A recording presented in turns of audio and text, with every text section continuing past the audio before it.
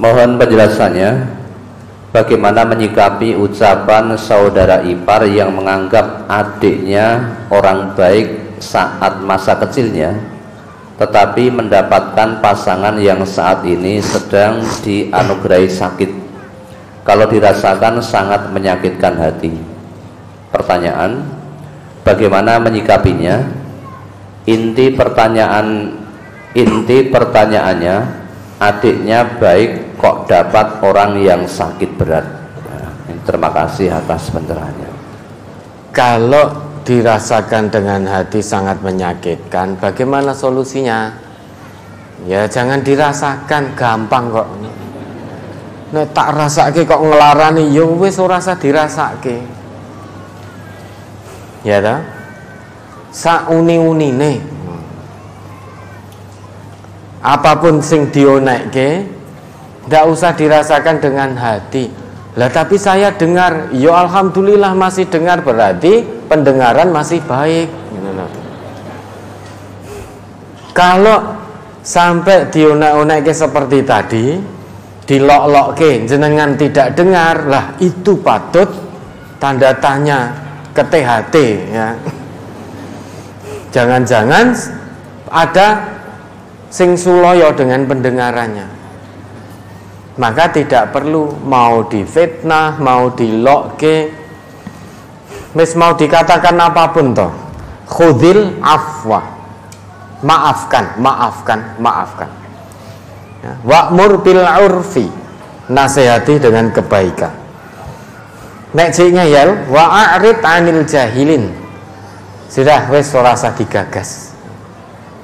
Perintah Quran begitu.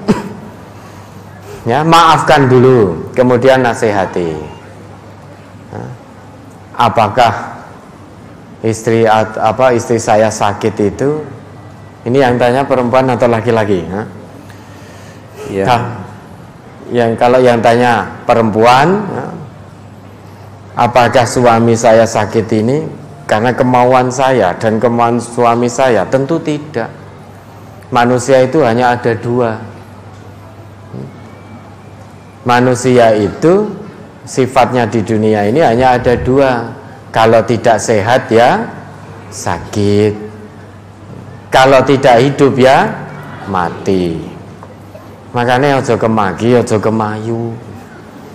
Kita ini hanya ada dua pilihan. Kalau nggak sehat ya sakit, kalau tidak hidup ya mati. Sudah itu saja. Tidak ada bainas sihah wal marad, antara sehat dan sakit. Setengah sehat setengah sakit itu gimana? Atau bainal hayat wal maut, antara hidup dan mati. Jadi setengah mati, setengah hidup. Oh ada mati separuh. Itu tubuhnya, namun ruhnya masih utuh itu. Ruhnya masih utuh. Maka ikhtanim khamsan qabla khamsin.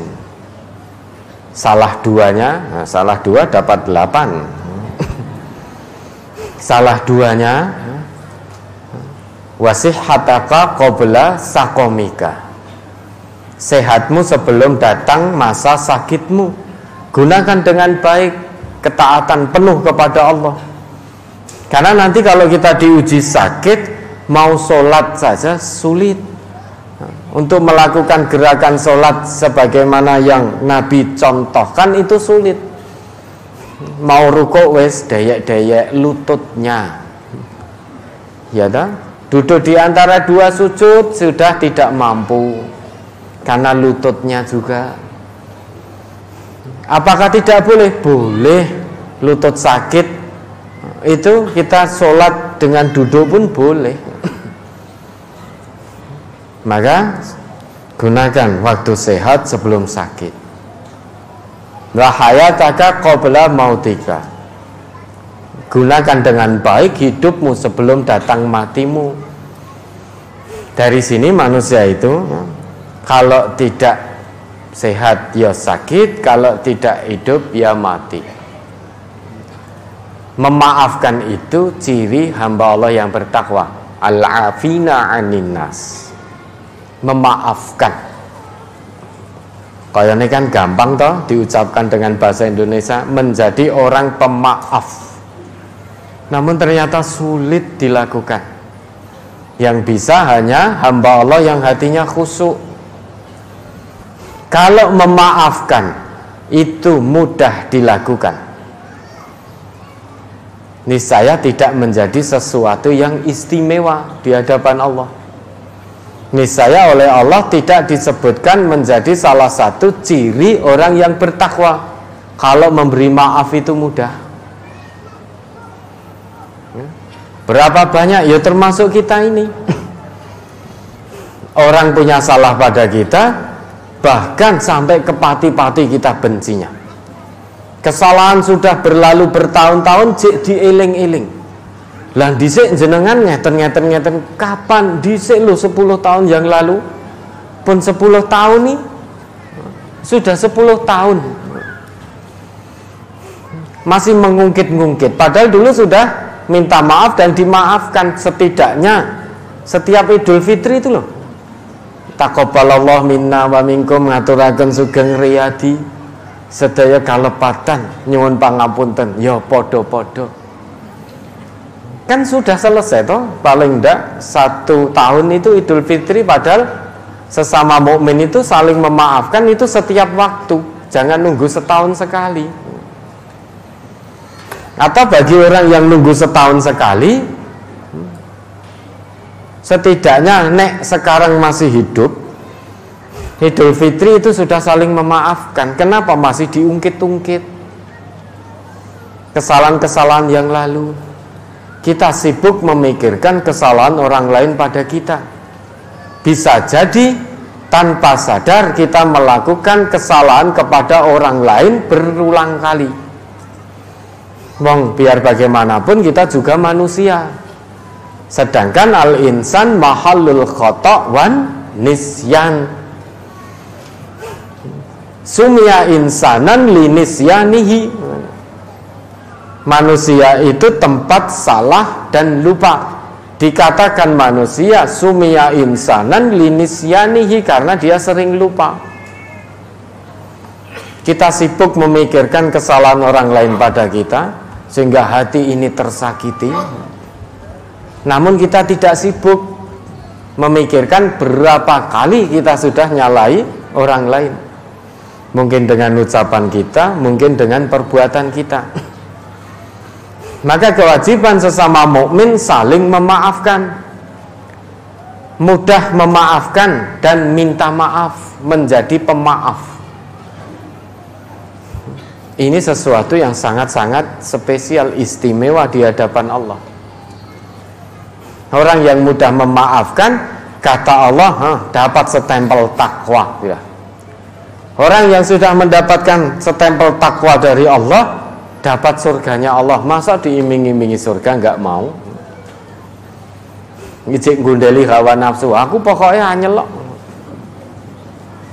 Piye-piye anyel, wong saya sudah difitnah, saya sudah dibohongi, di ini itu saya anyel wis nganti kiamat kurang sedino rata maafkan. Ya toh? Sudah kepati-pati. Sudah kepati-pati. Tak juta. Wis ora sudi, ora caturan. Ora caturan ning sekakan. Ora caturan. Juta. Loh, juta itu ada larangannya loh, lebih dari 3 hari. Ora masalah. Ora apa-apa, ora halal ora apa-apa, tak tanggungi dhewe. Sing penting hatiku puas. Aja sekali-kali aku mbok kon srawung karo fulan. Kowe ora ngrasake, aku sing ngrasake. Kamu nggak merasakan, tapi saya yang merasakan. Sakitnya itu di sini.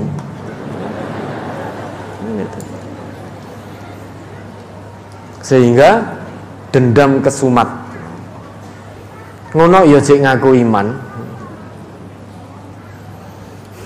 Jangan harap menyimpan dendam tidak bisa memaafkan itu bisa mencapai derajat takwa.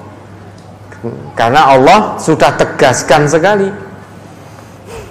Al-Imran 133, 134 itu sudah sering dijelas-jelaskan, wasari'u, bersegeralah. Bersegera berarti jangan ditunda. Bersegera berarti ada kompetisi di situ. Ada kompetisi, ada perlombaan. Ada orang Islam yang memang mau bersegera mendapatkan ketakwaan di hadapan Allah, mendapatkan surganya Allah, ampunan Allah. Ada orang yang ngaku Islam ning tidak bersegera, tidak mau. Kon memaafkan tidak mau, kon minta maaf tidak mau, pokoknya menunda-nunda. Alasannya apa? Anyel. Wasari'u ila maghfiratin mir rabbikum wa jannatin 'arduhas samawati wal ard u'iddat lil muttaqin. Ayatnya kan begitu bunyinya. U'iddat lil muttaqin, bukan u'iddat lil muslimin. Kalau ayatnya berbunyi u'iddat lil muslimin, maka kita alhamdulillah telah ngaku Islam, sehingga tidak memaafkan jaminannya tetap surga. Karena telah ngaku Islam. Tapi sayang ayat itu berbunyi u'iddat lil muttaqin. Surga itu hanya Allah siapkan bagi hamba-hambanya yang telah ngaku Islam dan takwa kepada Allah. Ciri orang yang bertakwa, alladzina yunfikuna fis sarra'i wad dharra'i wal kadhiminal ghaidha wal 'afina 'anil nas. Orang yang senantiasa infak baik di waktu longgar maupun sempit. Wal kadhiminal ghaidha, menahan amarah. Silahkan marah. Boleh nggak kita marah? Boleh napa mboten? Boleh, ning aja mbok lampiaske. Perintah agamanya begitu. Kalau ingin menjadi hamba Allah yang bertakwa, silahkan marah, namun jangan dilampiaskan. Boleh nganti muntuk-muntuk, dada penuh sesak, menahan amarah, itu boleh kok marah kok. Tapi satu, kalau ingin takwa, jangan kamu lampiaskan. Nah terus bagaimana? Ya wis tahan saja, meneng, cep gitu udah. Insya Allah akan hilang amarah. Napa marah itu penak? Mboten penak marah itu. Apalagi yang dimarah orang gagas, ora sadar. Iki piye bocah iki tak nesoni kok ora ngerti. Yang dimarah, yang dijodak orang gagas. Sehingga yang dimarah, yang dijodak tetap makan enak, tidur nyenyak. Sing marah, sing jodak ora iso mangan, ora iso turu, padahal di kasur empuk, lauknya mewah. Rekoso atine, rekoso. Al-Kadhim itu mana asalnya? Itu satu tempat penuh, yang berisi penuh dengan sesuatu. Misalkan ini gelas. Gelas ini penuh dengan air. Kemudian ditutup tempat itu. Tempat yang penuh sampai luber ditutup. Maka isi yang di dalamnya tidak akan keluar. Jadi kadhim itu makna dasarnya satu tempat berisi sesuatu sampai penuh. Kemudian sesudah penuh ditutup tempat itu. Kalau ini tadi gelas berisi air, airnya penuh, kemudian ditutup, maka air yang di dalam gelas ini tidak akan tumpah. Begitu pula kita marah, di dada sesak, muntuk-muntuk pengen luber, pengen dilampiaskan. Kalau ingin bertakwa, tutup amarah itu. Jangan lampiaskan baik dengan ucapan maupun perbuatan. Kalau orang sudah bisa menahan amarah, potensi besar dia menjadi pemaaf. Maka wal afina anin nas, itu dua hal yang bersambung, bukan sendiri-sendiri. Panjenengan tidak bisa menjadi pemaaf kalau tidak bisa menahan amarah. Tapi kalau bisa menahan amarah, maka akan jadi pemaaf. Ini kata Allah, bukan kata saya. Kalau kata saya bisa jenengan protes. Tapi ini Allah yang mengatakan, itu bergandengan wal kadhiminal ghaidha wal 'afina 'anil nas. Sehingga untuk menjadi pemaaf harus bisa mengendalikan amarah dulu. Bisa tidak melampiaskan amarahnya, maka dia akan jadi pemaaf. Orang yang pemaaf, jaminan dari Allah surga. Ya sudah, saudaranya tadi dimaafkan saja. Kalau dirasakan dengan hati sakit, ya ndak usah dirasakan, maafkan. Setannya masuk lagi. Oh iya, ngomongnya isoh penak, orang ngerasake.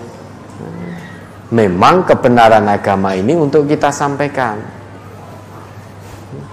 Perkara nanti kebetulan yang disalahi, difitnah saya kok marah, tidak bisa memaafkan, kewajiban jenengan negur saya. Ingat Ustaz dulu nyampaikan apa? Wal kadhiminal ghaidha wal 'afina 'anil nas, maafkan. Tidak perlu duka. Makanya pentingnya tawasau bil haq, tawasau bis sabar. Saling nasihat menasihati dalam kebenaran dan kesabaran. Untuk menjalankan kebenaran butuh kesabaran tanpa batas. Untuk tidak melampiaskan amarah, untuk bisa menjadi pemaaf, untuk menjadi hamba Allah yang bertakwa, itu butuh kesabaran tanpa batas. Ya sudah, maafkan. Nek cik ngayal sudah, dengarkan saja. Dengarkan. Itu bunyi-bunyian yang tidak penting. Orang Islam itu orang yang penting, maka tidak ngurusi hal-hal yang tidak penting. Lah piye wong ya krungu, ya biarkan wong dia punya lesan. Punya lesan, muni-muni nganggo lesannya sendiri ya boleh. Dia mau berbunyi dengan lesannya sendiri boleh, wong tidak pinjam lesan jenengan. Silahkan, nanti perkataannya akan dimintai pertanggungjawaban di hadapan Allah. Wa ma yalfidhu min qaulin illa waladaihi raqibun atid. Apa yang keluar dari lesannya ada malaikat yang mencatat. Satu huruf saja keluar dari lesan kita, itu akan ada pertanggungjawaban di hadapan Allah. Kalau dikandani tidak manut, ya sudah, wa'arid 'anil jahilin, biar ditanggung sendiri di hadapan Allah. Yang jelas panjenengan sudah tetap rawat pasangan hidupnya yang sah tadi dengan penuh kesabaran, keikhlasan. Ada lagi?